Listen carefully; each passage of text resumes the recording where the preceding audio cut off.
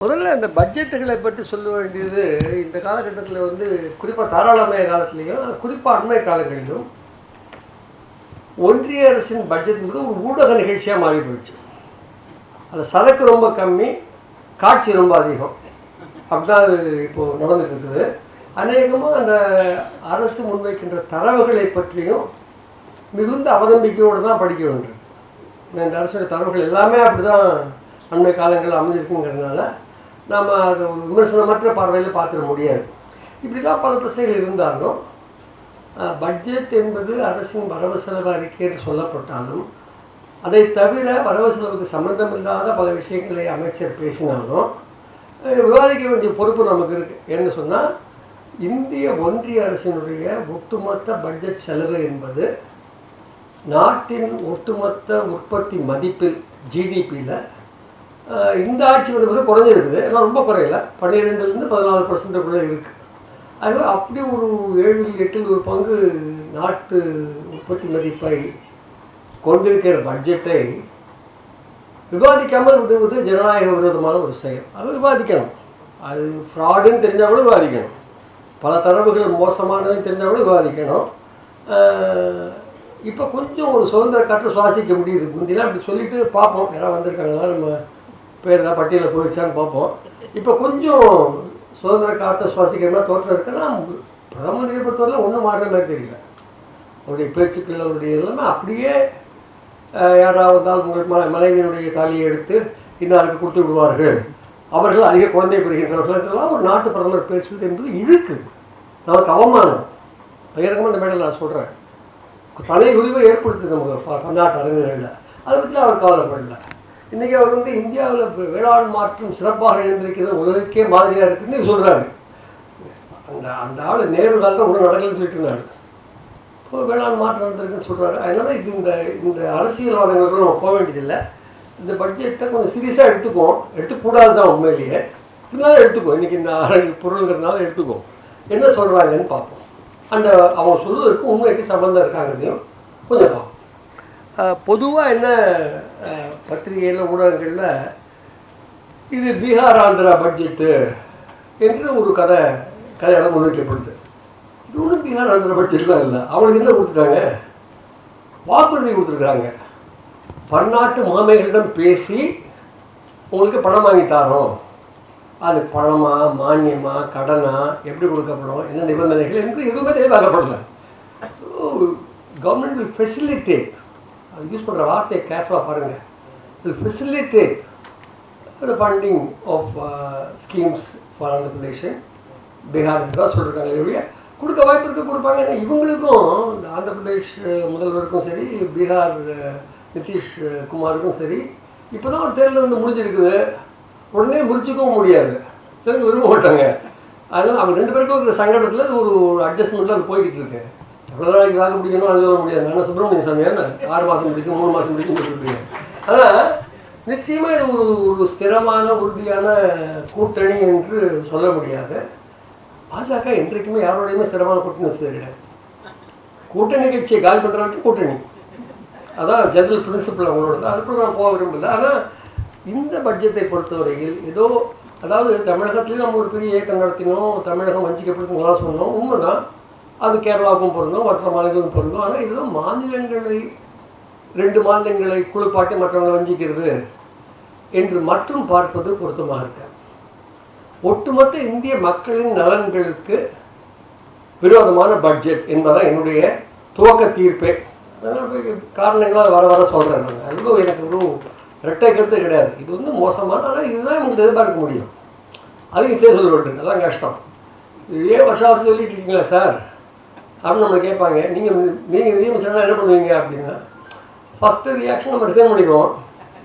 அப்படி இல்லை அதையும் மீறி நம்ம பதில் சொல்லி தான் ஆகணும்னு நமக்கு ஒரு மாற்று திட்டம் நம்மளோட இருக்குது. அதையும் பேசுவோம், டைம் கிடைச்சா பேசுவோம். இப்போ இந்த பட்ஜெட்டில் ஒரு பட்ஜெட்னா என்ன, நமக்கு பொறுத்தவரையில் அவங்க பல்வேறு மற்ற விஷயங்களை பேசினாலும் ஒரு பட்ஜெட்டினுடைய கோர் என்பது வரவு பற்றிய முன்மொழிவுகள். ஒரு ஆண்டிற்கான ஒரு நிதியாண்டு 2024 ஏப்ரல் 1 துவங்கி 2025 மார்ச் 31 முடிய ஒன்றிய அரசு செய்ய உள்ள செலவுகள் யாவை, அந்த செலவுகளை எதிர்கொள்வதற்கு வரவுகளை எவ்வாறு பெறுகிறது, எவ்வளவு பெறுகிறது. ஒரு விஷயம், இவை அனைத்தும் மதிப்பீடுகளே, எஸ்டிமேட்ஸ் தான். இதுதான் நடக்குமா தெரியாது. இந்த பட்ஜெட்டை சமர்ப்பிக்கும் பொழுது சென்ற ஆண்டு பட்ஜெட்டுக்கான திருத்தப்பட்ட மதிப்பீடுகள் கொடுக்கப்படும். இப்போ கூட ஷீலு மேடம் பேசும்போது சொன்னாங்க, இந்த மாதிரி என்ஆர்இஜிஎஸ்க்கு வந்து 90,000, அவங்க 86,000 தான் செலவழிச்சாங்க. இந்த வருஷம் அந்த 86,000 தான் கொடுத்துருக்குறாங்க, 90,000 கூட கொடுக்கல. 60,000ன்னு சொல்லுவாங்க. அப்புறம் சத்தம் போட்டு விவகாரம் பண்ண பிறகு இது டிமாண்ட் பேஸ்ட் ஸ்கீம் தானே, கேட்க கொடுப்போன்னு ஒரு கதையை முன் வச்சாங்க. ஆகவே இந்த பட்ஜெட் தரவுகள், அரசு முன்வைக்கின்ற தரவுகளை மதிப்பீடுகள் என்றும் அவை உருமாறலாம் இந்த ஆண்டில் என்பதையும் மனதில் வைத்துக் கொள்வது அவசியம். ஏன்னா அவங்க சொல்கிற வார்த்தையை அப்படியே எடுத்துக்க வேண்டிய அவசியம் நமக்கு இல்லை. கடந்த காலங்கள் அப்படி இருக்கலை. இது ஒன்று. எஸ்டிமேட்ஸ், ரிவைஸ் எஸ்டிமேட்ஸ், இப்போ புதுசாக ஒன்று போடுறாங்க, ஆக்சுவல்ஸ் அப்படின்னு ஒன்று போடுறாங்க. இப்போ 3வது வருஷமே அது வெரிஃபை பண்ண வேண்டியிருக்குன்னு சொல்கிறாங்க. இன்னும் அந்த நுட்பங்களுக்கு நம்ம போக வேண்டியதில்லை. அதான் மெயினாக ஒரு விஷயம் பார்க்க வேண்டியது, ஃபஸ்ட்டு பாயிண்ட் பார்க்க வேண்டியது, அவங்க வந்து இவங்களுடைய கதையாடலில் உலகிலேயே வேகமாக வந்து கொண்டிருக்கிற நாடு இந்தியா. சீனா வளரலன்னு ஒரு கற்பனையாக நம்ம முன்னாடி வச்சுக்கிட்டே இருக்கிறாங்க. அவங்க சீனா வளருதுன்னு சொல்லிக்கிறது அவங்க என்ன ப்ராப்ளம் இருக்குது? யதார்த்தமாக பார்க்கலாம், சீனா பற்றி உங்களுக்கு 1000 கருத்து இருக்கலாம். ஆனால் அவன் பொருளாதாரம் வளர்ந்துட்டு தான் இருக்குது என்பதை இவங்க மறுக்க முடியாது. அது முன்னே அளவுக்கு நாடு வளரல, கொஞ்சம் குறைவுன்னு சொல்லுங்கள். அப்படி பல நாடுகள் இருக்குது. சீனா மட்டும் இல்லை, பல நாடுகள் வளருது. இவங்க சொல்கிற 7%, 8% வளர்ச்சி என்பது மிகுந்த ஐயப்பாட்டுக்கு உட்பட்டதாக இருக்குது. இப்போ என்ன சொல்லியிருக்காங்கன்னு சொன்னால், இந்த பட்ஜெட்டில் நமக்கு படிச்சுன்னு நம்ம பார்க்கும்போது என்ன தெரிய வருதுன்னு சொன்னால், 2023-24 ஆண்டு நிதியாண்டிற்கு அரசு, ஒன்றிய அரசு மேற்கொண்ட மொத்த செலவு 44 லட்சம் கோடி ரூபா தோராயமாக. அந்த பக்கம் கொஞ்சம் முன்ன பின்ன. இந்த நடப்பாண்டுக்கு முன்வைத்திருக்கின்ற மதிப்பீடு, அரசின் மொத்த செலவு பற்றிய மதிப்பீடு 48 லட்சம் கோடி ரூபா. அப்போது ஒரு 7.37% தான் உயர்வு. பணவீக்கமே சாப்பிட்றோம். இன்ஃப்ளேஷன் ரேட்டு ஹையராக இருக்குல்ல. இன்னொன்று, இவங்க சொல்லும்படி இந்தியா 8% அதிகம் இருக்குன்னு சொன்னால், தேச உற்பத்தி மதிப்பின் சதவிகிதமாக ஒன்றிய அரசுடைய ஒதுக்கீடு குறையுது கணிசமாக என்று அர்த்தம். இதனுடைய விளைவு என்ன? இந்தியாவிற்குள்ள கிராக்கி என்பது பாதிப்புக்குள்ளாகும். நீங்கள் அரசு செலவு செய்யலை, ஏற்றுமதி பாய்ச்சல் வேகத்தில் அதிகரிக்கலை, மாறாக இறக்குமதி அதிகரிச்சுட்டு இருக்குது. அப்போ உள்நாட்டில் கிராக்கி எப்படி உருவாக்குவீங்க? ஜனங்க மத்தியில் பொருளை விற்கணும் இல்லை, ஜனங்கள்கிட்ட வாங்கும் சக்தி இருக்கணும் இல்லை, ஜனங்கள்கிட்ட வருமானம் இருக்கணும் இல்லை. வருமானத்தை பூரா கொண்டு போய் 2 பேர் 3 பேர்கிட்ட பிடிச்சிட்டு நாட்டில் கிராக்கி கூடனா எப்படி கூடும்? இப்போ யதார்த்தமாக பார்த்தீங்கன்னா, இந்த 4 lakh crores out of 44 என்பது ஒரு 7.37% ரைஸ் என்பது எந்த வகையிலும் பொருளாதார அறிஞர்களுடைய பாஷையில் சொல்லணும்னா டிமாண்ட். நான் கிராக்கி என்று புரியும்படியாக சொல்லிட்டு இருக்கிறேன், அவங்க புரியாதபடி டிமாண்டுன்னு சொல்லுவாங்க. இந்த டிமாண்டு ரைஸ் ஆகாது, ஒரு பிக்கப் இருக்காது, பொருளாதாரத்தில் வந்து மந்த நிலை தொடரும், இன்னும் சொன்னால் தீவிரமடையும் என்பது தான் யதார்த்தமாக நம்ம பார்க்க வேண்டியது. அப்போ அது நம்பர் 1. ஒட்டுமொத்த ஓவரால் ஃப்ரேம் ஒர்க்கில் அதை முதல்ல நம்ம பாயிண்ட் பண்ணிடுவோம். இந்த பட்ஜெட் என்பது எந்த வகையிலும் இந்திய நாட்டின் உள்நாட்டு சந்தையில் கிராக்கியை மேம்படுத்தாது, வளர்ச்சியை ஊக்குவிக்காது, மந்த நிலை தொடரும், சற்று தீவிரமடையும் என்பதை நம்ம முதல்ல பதிவு செஞ்சுருவோம். அதான் நம்பர் 1. ஏற்கனவே சொன்னதுக்கு மேலே கூட. அடுத்து நம்ம என்ன பார்க்கலான்னு சொன்னால், ஏராளமான தரவுகள் இங்கே இருக்க, எல்லாரும் நான் போட போகிறதில்ல. அந்த இது பிபிடி போடுறதுக்கு வாய்ப்பு இருக்கா? 2 சைடு தான், தேவைப்பட்டால் போட்டுக்கலாம், போட்டாலுங்கிற அவசியம் இல்லை. நாங்கள் பொதுவாக பிள்ளைங்க தூங்கக்கூடாதுங்கிறதுக்கு தான் பிபிடி வச்சுட்ருப்போம். அதனால ஒன்றும் பிபிடி போட்டு தான் ஆகணுங்கிற அவசியம் இல்லை. இப்போது ஒன்றிய அரசு என்ன சொல்லுது, 8% வளர்ச்சி, 7.5% தொடர்ந்து சொல்லிட்டு இருக்காங்க இல்லையா. ஆனால் இந்த பட்ஜெட்டுக்கு முந்தின நாள் ஒன்றிய அரசு தேசிய பொருளாதாரத்தினுடைய ஒரு ஆய்வறிக்கை முன்வைக்குது, எக்கனாமிக் சர்வே முன்வைக்குது. அது என்ன சொல்லுதுன்னா 2019-20, 2023-24 இந்த 5 ஆண்டு காலத்தினுடைய ஜிடிபி ஒப்பிட்டு பார்த்தீங்கன்னா வளர்ச்சி 20% சொல்லுது. நீங்கள் 5 ஆண்டில் 20%னா கூட்டு வட்டி போட்டு பார்த்தீங்கன்னா, காம்பவுண்ட் ரேட் போட்டு பார்த்தீங்கன்னா 4% கூட வராது. 20% ஒரு 5 இயர்ஸுங்கிறது ஒரு 3.5% கம்பவுண்ட் பண்ணால் 20% வரும். அப்படின்னா இவங்க ஆக்சுவல் ரேட் ஆஃப் க்ரோத் அரசு அனுமதி ஒத்துக்கொண்டிருக்கின்றபடியே இவங்க சொல்கிற 7-8% எங்கே போச்சு, இதே அறிக்கை சொல்கின்ற 3.5% எங்கே வந்துச்சு. அப்போ அவங்க ஒரு வருஷத்தை எடுத்து 8%, அல்லது ஒரு குவார்ட்டர் எடுத்து செகண்ட் குவார்ட்டரில் 8%, தேர்ட் குவார்ட்டரில் 7.4%. பட் அதே அறிக்கை 1920 to 23-24 அந்த 5 இயர் பீரியடில் total increase in GDP is 20% என்று சொன்னால் ஆண்டு உற்பத்தி மதிப்பு வளர்ச்சி என்பது 4%க்கும் சற்று குறைவு என்பது தான் அதில் வர முடிவு. இதை பற்றி நான் தூக்கம் இழக்கலை. ஜிடிபி க்ரோத் வந்து 4%, 4.1% என்பதெல்லாம் ஒரு வகையில் டைவர்ஷனரி டாக்டிக்ஸ். இது யாருக்கு போகுது, ஜன வாழ்க்கையில் என்ன மாற்றம் ஏற்படுது என்பது நமக்கு முக்கியமான கேள்வி. இது 4%, 4.1 என்னாச்சு ஒழுங்காக இருந்துச்சு என்ற அந்த அரித்மெட்டிக்கில் நம்ம போக வேண்டியதில்லை.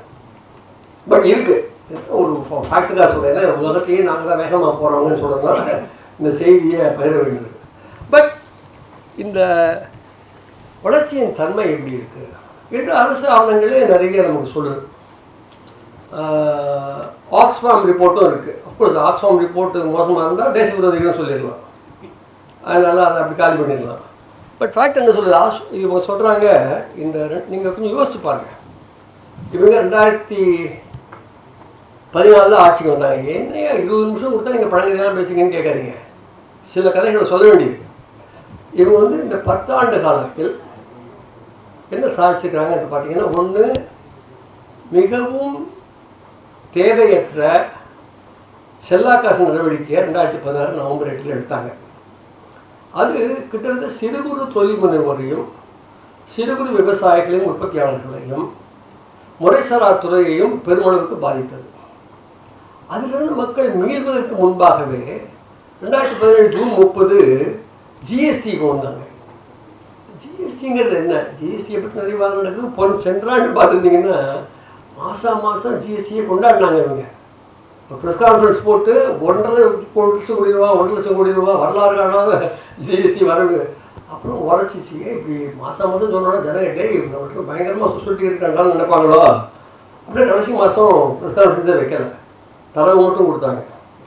அப்போ ஜிஎஸ்டியை பற்றி ஒரு பிலேட்டடாக சரி ஜனங்களை போய் தாக்குற வரி என்ற உணர்வு பரவும் பொழுது அரசு கொஞ்சம் சுதாரிச்சுக்கிட்டு இருக்குது. ஆனால் தரவுகள் அங்கே இருக்குது, பட்ஜெட் இருக்குது, சொல்லலை. இந்த காலகட்டத்தில் ஜிஎஸ்டியும் செல்லாக்காசு நடவடிக்கையும் சேர்ந்து, செல்லாக்காசு நடவடிக்கை நான் சொல்வது 500,000 ரூபாய் செல்லாது என்று மாண்புமிகு பிரதமர் அறிவித்தார் 2016 நவம்பர் 8. அப்போ அவர் என்ன சொன்னார், இது கள்ளப்பணத்தை ஒழிச்சிடும், கருப்பு பணத்தை ஒழிச்சிடும், பயங்கரவாதத்தை ஒழிச்சிடும், ஊழலை ஒழிச்சிடும். எல்லாம் ஒழிஞ்சு போயிடுச்சுல. இப்போ நீங்கள் தான் சொல்லணும், நான் எப்படி சொல்ல முடியும். அன்றாடம் ஜம்மு காஷ்மீர் பற்றி அவனுக்கு செய்தியை பார்த்தா கொஞ்சம் அதில் தவறு இருக்கும் போட்டுருக்குன்னு தோணுது. செய்தியில் தவறு இருக்கா, இல்லை பிரதமர் சொன்ன தவறு இருக்காங்க, நீங்கள் முடிவு பண்ணீங்க. பட் இது ஃபேக்ட் தான். இப்படியே ஜனங்களை வந்து ஒரு சுற்றி விடுற ஏற்பாடு இருக்கு பாருங்கள், தொடர்ந்து எல்லா பிரச்சனைகளும். அது அப்போ சொன்ன விஷயம் 2016, 17 இவங்க இதெல்லாம் கொண்டு வந்த பொழுது. அதுக்கப்புறம் என்னாச்சு, 2016 செல்லாக்காசு நடவடிக்கை கொண்டாந்துட்டு முறைசாராத்துறையை ஒழித்து விட்டு 2017 வந்து 8% க்ரோத் ரேட்னு ரிப்போர்ட் பண்ணுறாங்க எக்கனாமிக் சர்வேல. ரொம்ப ஆச்சரியமாக இருக்குது, சாத்தியமே இல்லையே என்ன. அப்புறம் 2019 இவங்க மீண்டும் ஆட்சிக்கு வராங்க. ஏப்ரல் மாதம் ஃபார்மருக்கு 6,000 ரூபான்னு அறிவிச்சாங்கல்ல, அது கேஷ் ஃபார் ஓட்ஸ் தான், அது ஒன்றும் வெல்ஃபேர் ஸ்கீம் இல்லை. தேர்தல் நடக்க போது ஏப்ரல் 2019 இவங்க வந்து 6,000 கொடுக்கணும்னு அறிவிக்கிறாங்க. ஏன்னா அதுக்கு முன்னே தெலுங்கானா மற்ற மாநிலங்கள் சில முயற்சிகள் எடுத்தாங்க. பட் அந்த வருஷம் ஜூலையில் இவங்க மீண்டும் ஆட்சிக்கு வராங்க. இதே அமைச்சர் தான் அன்றைக்கி நிதியமைச்சர்.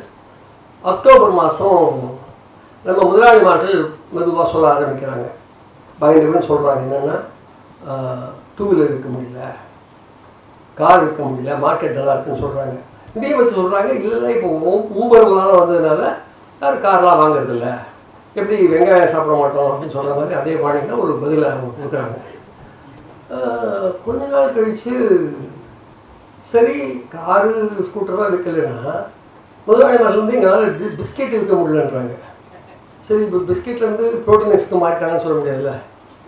அதனால் இது சிக்கல் கொஞ்சம் தீவிர மாட்டேங்குது. ஸோ என்ன பண்ணுறாங்க, 2019 அக்டோபரில் என்ன அறிவிக்கிறாங்க, பல சலுகைகளை அறிவிக்கிறாங்க கார்பரேட்டுகளுக்கு. மந்தமாக இருக்குது பொருளாதாரம் என்று அஃபிஷியலாக சொல்லாமல், ஒன்று ஏற்றுமதிக்கு ஒரு 50,000 கோடி ரூபாய், ஹவுசிங் ரியல் எஸ்டேட்டுக்கு ஒரு 25,000 கோடி ரூபாய் மானியங்கள் அறிவிக்கிறாங்க. ஆனால் எல்லாவற்றுக்கும் கூடுதலாக கார்ப்பரேட் வருமான வரி விகிதத்தை நல்லா கேட்டுங்க குறைச்சி, அதாவது 30% ப்ளஸ் சர்ச்சார்ஜ் இருந்ததை 22% ஆக்குறாங்க. அதன் மூலம் அந்த நிதியமைச்சர் என்ன சொல்கிறாங்கன்னா, அரசுக்கு ஆண்டுக்கு 1.45 லட்சம் கோடி ரூபாய் இழப்பு ஏற்படும் சொல்கிறாங்க. இது ஒன்றிய அரசுக்கு மட்டும் ஏற்படுற இழப்பாது, மாநிலங்கள் என்ன ஆகும், அவங்களுக்கு வந்தாலும் நம்ம போகிறோம். இப்போ நம்மளையும் கேட்காம நம்ம ஒழிச்சுக்கிட்டு ஏற்படும் அது இருக்குது. ஏன்னா ஒன்றிய மாநில பிரச்சனை என்பது ஒரு மாநிலத்துக்கு பிரச்சனை இல்லை. ஒன்றிய அரசு வளங்களை எப்படி திரட்டுகிறது, எப்படி பகிர்கிறது என்பதெல்லாம் சேர்த்து பார்க்க வேண்டியிருக்கு. அப்போது இப்படி ஒரு கடுமையான ஒரு சலுகையை முதலாளிமார்கள் கொடுத்துட்டு டோட்டலாக பார்த்தீங்கன்னா ஏறத்தாழ பட்ஜெட்டுக்கு முன்னாடி ஒரு 2 லட்சம் கோடி ரூபா கொடுத்தாங்க முதலாளிமார்களுக்கு, விரல் விட்டு எண்ணக்கூடிய முதலாளிமார்களுக்கு, பெரிய கம்பெனிகளுக்கு. திரும்பி 2020 கோவிடுக்கு முந்தி ஜஸ்ட் முந்தி பட்ஜெட் வருது. 2020 பிப்ரவரி 1, ஜனவரி 26 கேரளாவில் ஒரு கேஸ் வந்து அவங்க டீல் பண்ணிட்டு இருக்காங்க. என்ன அறிவிக்கிறாங்க, அவங்க பட்ஜெட்டில் ஒரு 65,000 கோடி ரூபா நேர்முக வரிகள் சலுகை அளிக்கிறாங்க. அப்போ ஏறத்தாழ ஒரு விரல் விட்டு எண்ணக்கூடிய செல்வந்தர்களுக்கும் பெரும்பணக்காரர்களுக்கும் பட்ஜெட்டுக்கு முன்பாக பட்ஜெட்டையும் சேர்த்து 3 லட்சம் கோடி ரூபாய் வாரி வழங்கிட்டாங்க. அப்போ இதை எப்படி வசூல் பண்ணுறது, பற்றாக்குறை இருக்குமே, சரி நமக்கு ஒரு வழி இருக்கே, பொதுத்துறை சொத்துக்களை விற்றுருவோம், ஒரு பட்டியல் போடுறாங்க. 2.25 லட்சம் கோடி ரூபாய் இருக்கிறதுக்கு அப்போ ஆரம்பிச்சுட்டு எல்ஐசிக்கு கெடு வாங்கிறதுக்கு ஆண்டுக்கணும்ல. மந்தமான மார்க்கெட்டில் பங்கு வாங்கிறதுக்கு அவங்களும் வெயிட் பண்ணுவாங்கல்ல. சில நாளாக இன்னும் கொஞ்சம் குறையட்டும், இன்னும் கொஞ்சம் குறையட்டும் வெயிட் பண்ணுவாங்கல்ல. பட் என்ன நீங்கள் புரிஞ்சுக்கணும்னு சொன்னால், இந்த 7 பட்ஜெட்டுகள் இவங்க இந்த நிதியமைச்சர் சமர்ப்பிச்சிருக்கிறாங்க. நான் என்னுடைய கட்டுரைகள் பட்ஜெட்டுகள் எப்படி ரெஃபர் பண்ணுறேன்னா, நான் பட்ஜெட் அப்படின்னு ரெஃபர் பண்ணுறேன். நான் பேப்பர்னு இன்டர்நெட் டிப்ளமசியில் உண்டு. நான் paper it's not official paper இல்லை, but it is kind of indicating the position of the கவர்மெண்ட்ங்கிற மாதிரி. இந்த மாதிரி ஒரு 7 நான் பட்ஜெட் சமர்ப்பிச்சிருக்காங்க. ஏன் நான் பட்ஜெட்னு சொல்கிறேன், ஒன்று தரவுகள் நம்பகமாக இல்லை, இரண்டாவது பட்ஜெட் சமர்ப்பிக்கப்பட்ட பிறகு அமலாக்கத்தை பற்றி பார்க்கும்பொழுது அந்த பட்ஜெட்டுக்கும் இறுதி அமலாக்கத்துக்கும் தொடர்பு மிக பலவீனமாக இருக்குது. பட்ஜெட்டில் ஒரு கோர்வையான முன்மொழிவோ கோர்வையான ஒரு திட்டமோ, இந்த பட்ஜெட்டை பார்த்தீங்கன்னா அநேகமாக இந்த பட்ஜெட் எல்லாத்தையுமே என்ன பார்க்குறீங்கன்னா, இந்த துறைக்கே கொஞ்சம் 10 ரூபா கூடி கொடுக்கலாம், அதுக்கு ஒரு 50 ரூபா குறைச்சி கொடுக்கலாம், ஒரு ஃபோக்கஸ் ஒரு பிளானிங் என்பது சுத்தமாக இல்லை என்பதை சொல்ல முடியும். ஆகவே இந்த தரவுகளும் அடுத்த ஆண்டு ரிவைஸ் ஆகும்பொழுது அவங்க என்ன சொன்னாங்க, என்ன நடந்தது என்று பார்க்கறதுக்கெல்லாம் யாரும் நேரம் இல்லை, அப்படியே வண்டி ஓட்டிகிட்டு இருக்கு. அப்போது நம்ம இந்த பட்ஜெட்டை பொறுத்தவரையில் சீரியஸாக எடுத்துக்கிறதே கஷ்டமாக இருக்குது. நீங்கள் கஷ்டப்பட்டு ஒரு கூட்டம் போட்டுருக்கிறீங்க, எப்படி சீரியஸாக எடுத்துக்காமல் இருக்க முடியும்? அதான் முழுக்க படித்து அது கட்டுரையெல்லாம் எழுதி வச்சுருக்கிறேன் நான். இதையும் சொல்லலாம் ஜனங்கிட்ட, சீரியஸாக எடுத்துனாலும் ஒன்றும் சரக்கு இல்லை அப்படின்னு. பட் சரக்கு இல்லைன்னு சொல்லிடக்கூடாது. சில பேருக்கு சரக்கு நிறைய இருக்குது, நமக்கு இல்லை, ஜனங்களுக்கு இல்லை. அதனால் நீங்கள் கொஞ்சம் கேர்ஃபுல்லாக அதை பார்க்கணும். ஏன்னா எப்படிப்பட்ட இந்தியாவில் பட்ஜெட் அவங்க போடுறாங்க, கார்பரேட்டுகளுக்கு இவ்வளோ வரி சொல்லுங்க. இந்த பட்ஜெட்டில் கூட அயல்நாட்டு கம்பெனிகளுடைய வரி விகிதத்தை 40%லேருந்து 35% குறைச்சிட்டுருக்குறாங்க. அவங்க கேட்டாங்க, இவங்க குறைச்சாங்களா இல்லை இவங்க குறைச்சா அப்புறம் அவங்க உரிய வகையில் கவனிச்சுப்பாங்களா அவங்களான்னு நமக்கு தெரியாது. பட் குறைச்சிருக்கிறாங்க. பெரும் பன்னாட்டு கம்பெனிகள் இந்தியாவில் செயல்படுகின்ற பொழுது அவற்றின் லாபங்கள் மீதான வரி விகிதம் 40% இருந்ததை 37 குறைச்சிருக்கிறாங்க. இந்திய முதலாளிகளுக்கு ஏற்கனவே சொன்னேன் 30%ங்கிறத 22 ஆக்கிட்டாங்க. சர்ச்சார்ஜ் கூட்டாலும் 28 தான் வரும். இன்னொன்று செஞ்சாங்க. 2019 அக்டோபர்லேயே ஆலை உற்பத்தி சார்ந்த முதலீடுகளுக்கு புதிய கம்பெனி மேனுஃபேக்சரிங் யூனிட் ஆரம்பிக்கிறீங்கன்னா வரி விகிதம் 15% அறிவிச்சாங்க. 15%. எவ்வளவு இன்வெஸ்ட்மெண்ட் நடந்திருக்குங்கிறத நம்ம ஸ்டடி பண்ணணும். ஏன்னா டாக்ஸ் கன்செஷன் கொடுத்த உடனே எல்லா இன்வெஸ்ட்மெண்ட்டாக வந்துடாது. ஒரு இன்வெஸ்டர் பன்னாட்டு இன்வெஸ்டர் ஒரு இந்தியா போன்ற நாட்டில் இன்வெஸ்ட் பண்ணுறதுக்கு முன்னாடி வரி விகிதம் மட்டும் அவன் பார்க்க மாட்டான். என்ன இன்ஃப்ராஸ்ட்ரக்சர், பாலிசியினுடைய ஸ்டெபிலிட்டி எப்படி, என்று பல விஷயங்கள் பார்ப்பாங்க. அப்போது இவங்க 15% தான் குறைச்சும் கூட மேனுஃபேக்சரிங் செக்டரில். அதுக்கு பிறகு பல அறிவிச்சாங்க, இந்த மாதிரி வந்து PLI ப்ரொடக்ட் லிங்க் இன்சென்டிவ் அறிவிச்சாங்க. இப்போ இந்த பட்ஜெட்லையும் அனுப்பிச்சிருக்காங்க. இந்த இன்சென்டிவ் ஸ்கீம்ஸ் என்னவோ இது பார்த்தீங்கன்னா இந்த என்டையர் பீரியடை பார்த்தீங்கன்னா அவங்க வந்து பெரும்பகுதி சாதாரண ஓகே தொலைக்காட்சிக்காகவும் உன்னோட பேச வேண்டியிருக்கு, மக்களுக்காகவும் பேச வேண்டியிருக்கு, சிக்கலாக இருக்காது. நாமே ஒரு காட்சி பொருளாயிடுறோம். பொருளை சொல்வதற்கு போல காட்சியை பார்க்கறது மாதிரி ஆகிடுது. சரி, நன்றி, செஞ்சிடும். ஓகேயா? தலையை ஆட்டலாமா போட்டாதா? அடிக்கடி டிவி கொடுக்குறதுனால நமக்கு தெரிஞ்சு போச்சு. அப்போது என்னன்னு சொன்னால், இந்த எப்படிப்பட்ட நாட்டில் இதை அவங்க செய்கிறாங்க? இவ்வளோ ஓப்பனாக சொத்து வரி இல்லாத நாடு, வாரிசு வரி இல்லாத நாடு. இந்த நாடுலாம் உலகத்திலேயே பல நாடுகளில் சொத்து வரியும் மொத்தமாக வந்துச்சு, வாரிசு வரி இல்லாத நாடு இந்தியா. இப்போ நீங்கள் வந்து தேர்தல் பிரச்சாரத்தின் பொழுது இந்த பிரச்சனை முன் வந்தது. வந்த பொழுது தான் நம்ம மாண்புமிகு பிரதமர் பாருங்கள், இவங்க ஆட்சிக்கு வந்தாங்கன்னா, இந்த கூட்டணி ஆட்சிக்கு வந்தால் உங்கள் சொத்தெல்லாம் பிடிங்கிடுவாங்க, வணக்கம் வணக்கம் வணக்கம் இப்படிங்க அப்படின்னு, அது யார் இன்னாட்டு கொடுப்பாங்கலாம் ஒரு பட்டியல் போட்டு சொன்னாங்க பாஜக தலைவர்கள். பட் ஃபேக்ட் என்ன? ஜஸ்ட் விவரங்கள். இந்த நமக்கு இந்திய நாட்டுக்கு எதிரியான ஆக்ஸ்ஃபாம் ரிப்போர்ட்லேருந்து அது என்ன சொல்லுது, 2022-23 வெளியான ஆக்ஸ்ஃபாம் வரைக்கும் என்ன சொல்லுது? மேல்மட்ட 10% இந்தியர்களிடம் நாட்டின் சொத்து மதிப்பில் 77% உள்ளது, 77%. கடந்த 10 ஆண்டுகளில் உருவான செல்வத்தில் accumulated in the previous 10 years, உயர்மட்ட 1% அவர்களுக்குள் சென்றது 70%. மறுபுறம் 67 கோடி இந்திய மக்களின் செல்வம் 1% தான் அதிகரிக்கிறது. இப்படி ஒரு தேச விரோத அறிக்கையெல்லாம் நான் படிக்கிறேன். எந்நேரம் இடி வருவாங்கன்னு நமக்கு தெரியாது. அதுதான் நீங்கள்லாம் கொஞ்சம் உதவி பண்ணுவீங்கன்னு நினைக்கிறேன்.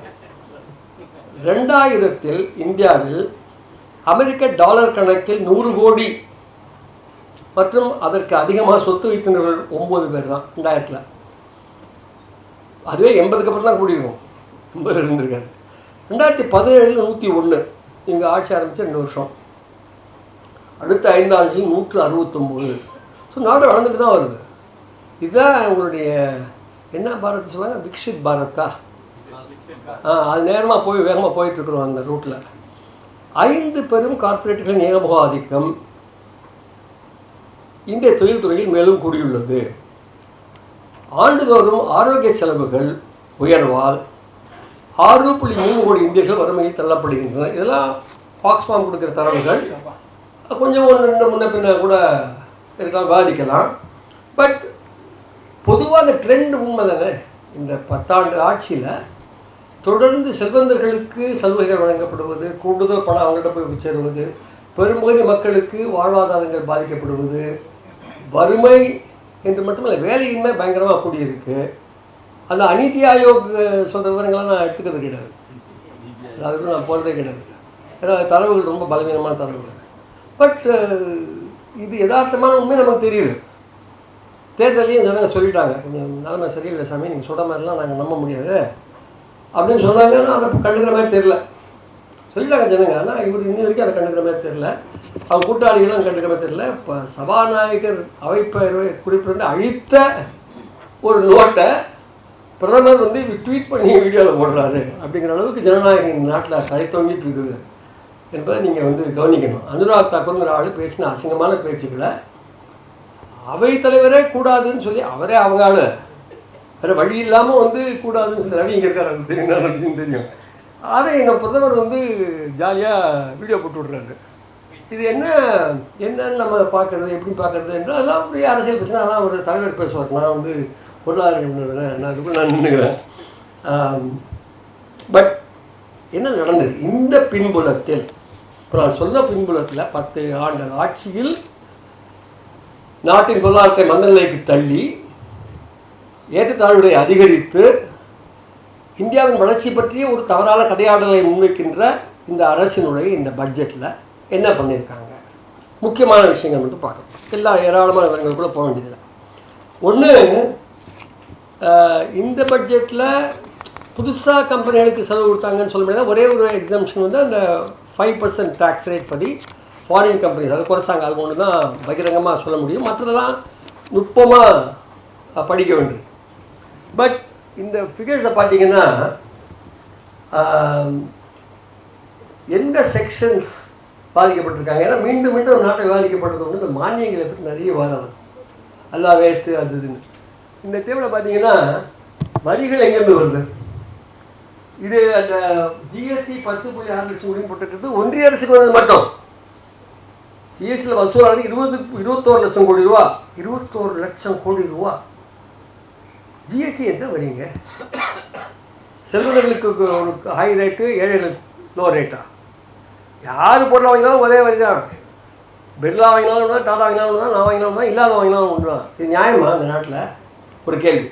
ரெண்டாவது, இந்த ஜிஎஸ்டி வரத்துக்கு முன்னாடி ஒரு ஆண்டு விற்பனை மதிப்பு 1.5 கோடி ரூபாய்க்கு மேலே போனால் தான் கலால் வரி வலைக்குள்ளேயே வருவானுங்க. நீங்கள் அது 20 லட்சம் ஆக்கிட்டீங்க.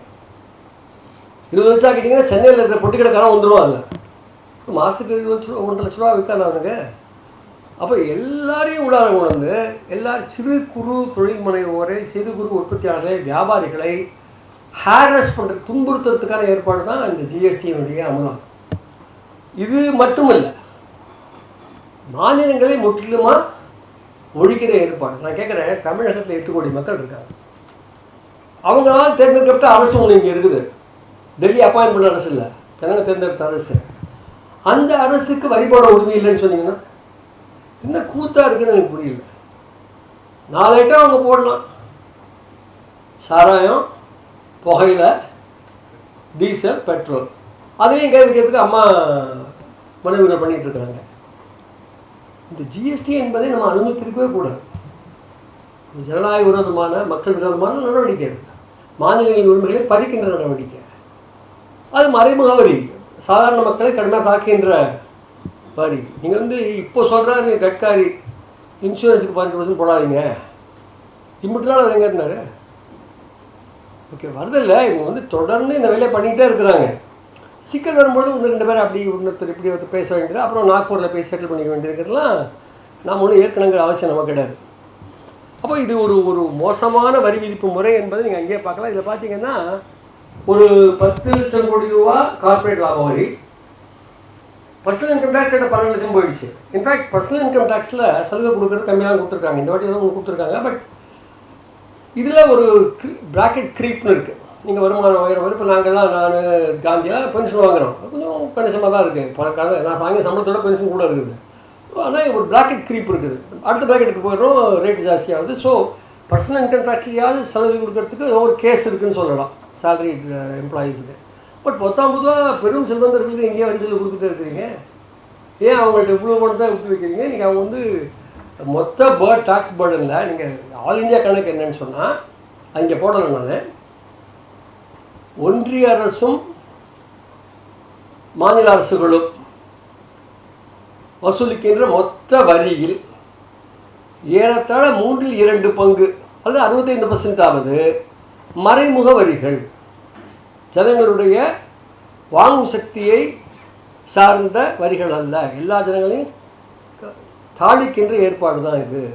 அப்போ இந்த மறைமுக வரி சார்ந்த வளர்ச்சி என்பது கேள்விக்குள்ளாக்கப்பட வேண்டும். நேர்முக வரிகளை பொறுத்ததுக்கு வழி என்ன என்று பார்க்க வேண்டும் என்று நான் வலியுறுத்தி விரும்புகிறேன். இது தவிர வரி எல்லா வருமானங்களில் செலவு கொடுக்குறாங்க அவங்களுக்கு. அதெல்லாம் நான் ஃபுல்லாக இப்போ பேச போகிறதில்ல. ஏன்னா எனக்கு இருக்கிற 20 மினிட்ஸ் அப்புறம் ரவி வேறு வந்துட்டாரு. ஸோ அவர் ஃப்ளைட் எப்படி கொண்டிருக்கு? எத்தனை ஃப்ளைட்டு ரவி இருக்கா? சரி, ஓகே, ரைட். அப்புறம் பார்த்தீங்கன்னா இந்த காலகட்டத்தில் அந்த ஆய்வறிக்கை ஒரு சுவாரஸ்யமான விஷயத்தை சொல்லுது. 2019-20க்கு பிறகு கடந்த 5 ஆண்டுகளில் நம்மளை பெருமளவுக்கு முதலீடு செய்யக்கூடிய வாய்ப்பை ஏற்படுத்தி காப்பாற்றி இருப்பது பொதுத்துறை அப்படின்னு சொல்கிறாங்க. சொல்லிட்டாரா? சொல்லிட்டானே. அப்புறம் அனந்த நாகேஸ்வரன் வீட்டுக்கு தான் மூலம் போட்டுருக்கு அப்படின்னு நினச்சிட்டு இருக்கும்பொழுது அடுத்தபடி என்ன சொல்கிறாருன்னா, now it is time for the public sector to hand over the baton to the private sector. போறியா நீ இவ்வளோ வாணி அப்படிங்கிற போகிற, நீ இனிமேல் பொதுத்துறையை கூட தனியார்கிட்ட கொடுத்துருன்னு சொல்கிற ஒரு ஆய்வறிக்கைகள் சொல்லப்படுது. பட்ஜெட்டில் அது ரிஃப்ளெக்ட் ஆகலை, வரும், உடனே எல்லாத்தையும் கொடுத்துட முடியாதுல்ல. பட் ஒரு அந்த அப்ரோச் என்னன்னு சொன்னால், பொதுத்துறை வேண்டாம், தனியார் துறை மூலமாக எல்லாம் சாதிச்சுக்கலாம், அதுவும் பெரும் பன்னாட்டு இந்நாட்டு கம்பெனிகள் மீது நம்பிக்கை வைத்து அவர்களுக்கு சலுகை அளித்து வாய்ப்பளித்து நம்ம முன்னேறலாம். இந்தியாவில் இருக்கிற இந்த துண்டு துக்காணி சிறு குறு முதலாளிகள்லாம் பிரயோஜனம் இல்லை, சிறு குறு விவசாயிகள் பிரயோஜனம் இல்லை. அதை விவசாயத்தை விட்டுருவோம் கார்பரேட்டில் கொடுக்கலான்னு பார்த்தாங்க, அது முடியாமல் போயிடுச்சு. நாடு பூரா விவசாயிகள் ஒன்றிணைந்து தொழிலாளிகளும் ஒன்றிணைந்து அடித்து நொறுக்கிட்டாங்க அதை. அதனால தான் அந்த இடங்கள்லாம் இவங்க ஜெயிக்கலை. அது வேறு உங்களுக்கு இப்போ கடுப்பான ஒரு விஷயம். அந்த பகுதியெல்லாம் இவங்க ஜெயிக்கலை. அதனால் இப்போது ஆனால் இது அதான் ஒன்று நடக்காத மாதிரி தான் பேசிகிட்டு இருக்கிறாங்க. ஆனால் அதை விட சில விஷயங்கள் பாருங்கள். அதாவது ஒதுக்கீடுகள், அதான் நான் முதலே சொன்னேன். பேப்பர் எடுத்துக்க வேண்டியது போன வருஷம் எவ்வளோ போட்டோம், ஒரு 5% நாங்களாம் மார்க் போடுற மாதிரி வாத்தியார் சிந்தனை அப்படி தான் மார்க் போடுவாங்க. போன வாட்டி இவனுக்கு 62 கொடுத்தோமா, அந்த பையனுக்கு 52 கொடுத்தோமா, சரி கொஞ்சம் கூடுவாங்க கொஞ்சம் குறைச்சி கொடுப்போம். அப்படிலாம் போடக்கூடாது. பட்ஜெட்டு மார்க்குமே அப்படி போடக்கூடாது. இங்கே பார்த்தீங்கன்னா ஒரு சரி போன வருஷம் 1,40,000 கோடி ரூபாய் விவசாயத்துக்கு 1,51,000 ரூபாய். இதில் பெரிய கொடுமை ஓடுவாங்க. விவசாயத்துக்கு கூடுதல் ஒதுக்கீடுன்னு பிரம்மாண்டமான தலைப்பு. திருட்டு பசங்க. உண்மையை சொல்லணும்னா நியாயமே இல்லை. என்ன நீங்கள் ஒப்பீட்டளவு பார்க்கணும்ல. அப்போ கீழே பார்த்தீங்கன்னா ரேகா திட்டம் அவங்க சொன்னாங்க, முதலே சொன்னாங்க 86,000 கோடி ரூபா போன வருஷம் ஆக்சுவல் எக்ஸ்பெண்டிச்சர் 90 போட்டாங்க, 86 தான் பண்ணாங்க. இந்த வருஷம் அதே 86 தான் போட்டுருக்காங்க. உண்மையில் ஒவ்வொரு பதிவு செய்யப்பட்ட குடும்பத்துக்கும் 100 நாள் கொடுக்கணும்னு சொன்னால் அந்த ஒதுக்கீடு சுமார் 2,50,000 கோடி ரூபாய் இருக்கும். 3 டைம்ஸ் இருக்கும் போட்டுருக்கிறது போல. பட் போடலை. ஸோ அதை அந்த இன்றைக்காக ஒழிக்கிறது என்பது தான் எங்களுடைய நோக்கம். நம்மளால் அது இவங்களுடைய நோக்கம். ஒரு காலத்தில் யூபிஏ ஆட்டு நோக்கமாக இருந்துச்சு. பட் இப்போ அவங்க கொஞ்சம் வேறு மாதிரி ஏற்றுக்கிட்டாங்க. இது இருக்கணும் அவசியங்கிறத ஏற்றுக்கிட்டு இருக்கிறாங்க. அப்படியே நீடிச்சாங்கன்னா பரவாயில்ல. அது எப்படி நம்மளாம் ஒன்றும் உத்தரவாதம் கொடுக்க முடியாது யாருக்கும். பட் இந்த ஆட்சியில் கட்டாயமாக இவங்க ஒழிக்கிறதுங்கள தெளிவாக இருக்கிறாங்க. அதை எங்கள் பட்ஜெட் ஒழிக்கிறது பார்க்கலாம். அடுத்தது பார்த்தீங்கன்னா மானியங்கள், இதுதான் அதிகமாக பேசப்படுது. உர மானியம், உணவு மானியம், எரிபொருள் மானியம், பிள்ளைகளுக்கு சாப்பாடு கொடுக்குறீங்க, பிள்ளைகளை சோம்பேறியாக்குறீங்க, அரிசி கொடுக்குறீங்க. இந்த மானியங்கள் தான் நாட்டுக்கே கேடு. நான் கார்பரேட்டுக்கு கொடுத்த 1,00,000 கோடி ரூபாயும் கேட்கக்கூடாது. இதுதான் நாட்டுக்கு கெடுதல் என்ற கதையாடல் தொடர்ந்து முன்வைக்கிறாங்க. கார்பரேட் மேலே கை வச்சா அவன் பணத்தை எடுத்துகிட்டு போகிறான். எங்கே போவான்? போட்டதானே போக முடியும். அது அப்படி ஒரு கதையாடல். செல்வந்தர்களை தொட்டால் முதலீடுகள் அழிந்து விடுன்னு ஒரு கதையாடலை முன் வச்சுட்டான். நம்ம எல்லாரும் நம்பிக்கிட்டு உட்காந்துருக்கிறோம். இப்போ கொடுத்துட்டீங்களா வரி சொல்லுங்க, அவன் முதலீடு பண்ணாங்க. என்ன சொல்கிறீங்க? 5 வருஷமாக அவன் பண்ணலை, பொறுத்து தான் பண்ணுதுன்னு சொல்கிறீங்க. ஏன் ரெண்டையும் சொல்கிறீங்க நீங்கள்? இனிமேல் அவங்க பண்ணுவாங்க எப்படி நம்பிக்கை உங்களுக்கு வருது? சாமி நம்பிக்கையில் சொல்கிறீங்களா? எனக்கு புரியல. இப்போ இங்கே பார்த்தீங்கன்னா உர மானியம், உணவு மானியம், பெட்ரோலிய மானியம் 3 சேர்ந்து 2024-25 பட்ஜெட் மதிப்பீடுபடி 5,00,000 கோடி கூட இல்லை. சிறிய தொகை. அது கீழே ஒரு ஐட்டம் இருப்பாங்க, அதை பேச மாட்டாங்க யாருமே. வட்டி செலவு ஒன்றிய அரசுக்கு 11,00,000 நாங்கள் அமௌண்ட் போட்டுருக்கோம் பாருங்க. 11,62,940 கோடி, 11.63 lakh crores. அது என்ன வட்டி செலவு? நீ வரி போட மாட்டேன், ஆனால் அவனுக்கு செலவழிக்க வேண்டிய கட்டாயமும் இருக்குது. அவள் கடன் வாங்குவேன். யார்கிட்ட கடன் வாங்குவேன்? ஒன்று சுப்பனும் குப்பனும் அரசாங்க கடன் கொடுத்துட்டுருக்குறான். எவ்வளோ காசு இருக்கோ அவன் கடன் கொடுக்குறான், அவனுக்கு நீ வட்டி கொடுக்குற. இப்போ செல்வந்தரிடமிருந்து அவளை ஒரு பக்கம் சொத்தை பாதுகாத்து கொண்டு நீ காசு நீயே சொத்தெல்லாம் நீயே வச்சுக்கவா, பத்திரமா காபந்து பண்ணி உனக்கு வட்டியும் கொடுக்குறேன்னு அரசாங்கம் சொல்லிட்டு இருக்கு. அப்படி வட்டி கொடுப்பதன் மூலமாக அந்த தொகை எவ்வளவு அதிகரிச்சிருக்கு பாருங்க. அதில் பாதி தான் சப்சிடி. சப்சிடி அதிகமாக பேசப்படுது. அரசின் வரி கொள்கையின் விளைவாக அரசின் கடன் சுமை அதிகரிப்பதும் அந்த கடன் சுமையில் கிடைக்கின்ற வட்டியை பெறுவது பெரும் செல்வந்தர்கள் தான் பெரும்பாலும். இப்போ மிடில் கிளாஸ் நாமளும் இன்வெஸ்ட் பண்ணுறோம், என்எஸ்எஸ்ஸை போடுறோம், அதை போடுறோம், இதை போடுறோம், இல்லைன்னு சொல்லலை. ஆனால் பெரும்பகுதி அரசு பாண்டு பத்திரங்கள் யார் வாங்குறாங்க? லோவர் டிவிஷன் யாரும் வாங்குறாரா? ஆலை தொழிலாளி வாங்குறாரா? உடனே வாங்கலாம். வாங்கவே இல்லைன்னா சொல்லலாம். பிபிஎஃப்ல போடுறோம், அதுக்கு அதுக்கு இப்போ ஆப்போசிட்டாக இருக்கும். ஏன்னா சலுகை கேட்டால் பழைய ஸ்கீமில் போய்டு, சலுகை வேண்டாம் புது ஸ்கீமுக்கு வா அப்படின்ட்டாங்களா, அதுவும் முடிஞ்சு போச்சு. பட் என்ன பார்க்கணும்னா, பெரும் செல்வந்தர்களிடமிருந்து கடன் வாங்கி அவர்களுக்கு வட்டி கொடுத்து மக்களுடைய வரிப்பணத்திலிருந்து மக்களிடமிருந்து வருமானத்தை செல்வந்தர்களுக்கு டிரான்ஸ்ஃபர் பண்ணுற ஏற்பாடு தான் பட்ஜெட்டு. இந்த budget transfers resources from the poor to the rich என்பதை நீங்கள் பார்க்கணும். இது டக்குன்னு பார்த்தோன்னு தெரியாது. பட் அந்த இன்ட்ரெஸ்ட் பேமெண்ட்ங்கிற காலமே யாருமே பொது ஊடகங்களை பாதிக்கிறதே கிடையாது. சிம்பிளாக அங்கே இருக்குது. அஃப்கோர்ஸ் எக்ஸாக்டாக யார் எவ்வளோ கொடுத்தாங்கன்னு நம்மள்ட்ட வரல. But clearly poor are not buying government bonds and government instruments. So அங்கே அந்த அப்ரோச்சே மாறணும். செல்வந்தர்கள் மீது உரிய வகையில் வரி போடப்பட வேண்டும். போடுறது மட்டுமல்ல, வசூல் செய்யப்பட வேண்டும். இவங்க வரியை போட்டுருவாங்க, வசூல் மட்டும் பண்ணிக்குவாங்க. அதுதான் தேர்தல்கள் நடக்குது. அங்கே வரியை போட்டு இங்கே வசூல் பண்ணுறோம். வரி போட்ட வரியை ஒழுங்காக வசூல் பண்ணுங்க. ஈடியே எல்லாம் பாவம் சாதாரண மக்கள் மீது ஈடியே விட்டுறேன். இவங்களுக்கெல்லாம் ஈடினா ஒன்று இருக்குன்னு தெரியாது போட்டுருக்கு. அப்போ நிஜமே நீங்கள் பார்த்தீங்கன்னா இது அப்பட்டமான ஒரு மாநிலங்கள் ஒரு மாநிலங்களே துச்சமாக்கக்கூடிய ஒன்றிய அரசு. எனக்கு தூக்கத்துக்கு முன்னாடி கிறிஸ்தவ காந்தியோடைய நோட்ஸ் அப்படி லேசாக பார்த்தேன். நாங்கள்லாம் அதே ஒரு அந்த சீற்றத்தில் இருக்கிறோம். எப்படி மாநிலங்களை வந்து எப்படி ஒன்றிய அரசு வந்து வளங்களை குறைக்கிறதுங்கிறது கண்கூடாக தெரிகிற விஷயம். இது முந்தையாட்சியிலே இல்லைன்னு நான் சொல்லலை. இவங்க படித்து ரொம்ப கூடுதலாக அந்த ஏற்பாடு இருக்குது என்பது கவலைக்குரிய விஷயம். இந்தியாவாக நம்ம பார்க்கணுன்னா இதெல்லாம் மாறணும். இதெல்லாம் ஒத்துமையாக இருக்கணும்ல, நாடாக இருக்கணும்ல. அப்போ நீங்கள் வந்து இந்த பாதையை ஒன்றிய அரசு கட்டாயமாக மயிலை மேலே இறங்கப்படுனா போடுமா? படாதுல்ல. அப்போது இது மாநிலங்களை வஞ்சிக்கிறது, ஏழை எளிய மக்களை வஞ்சிக்கிறது. ஆனால் கரெக்டாக எங்கே கிடைக்காம போனால் அதை கரெக்டாக வாங்கிடுது. ரிசர்வ் வங்கியிடம் வந்து சர்ப்ளஸ் அப்புறம் இமயமாக வாங்கலாம். 2 லட்சம் கோடி ரூபாய்க்கு மேலே ரிசர்வ் வங்கி கொடுத்துருக்கு சர்க்கார். அந்த ரிசர்வ் வங்கி கொடுத்த காசை நிறைய வட்டிக்கு மாநிலத்துக்கு அவங்க கொடுப்பாங்க. மாநிலங்கள் கூட இழிச்சு வாங்களா? ரிசர்வ் வங்கியினுடைய உபரியில் மாநிலங்களுக்கு பாத்திரம் இல்லையா?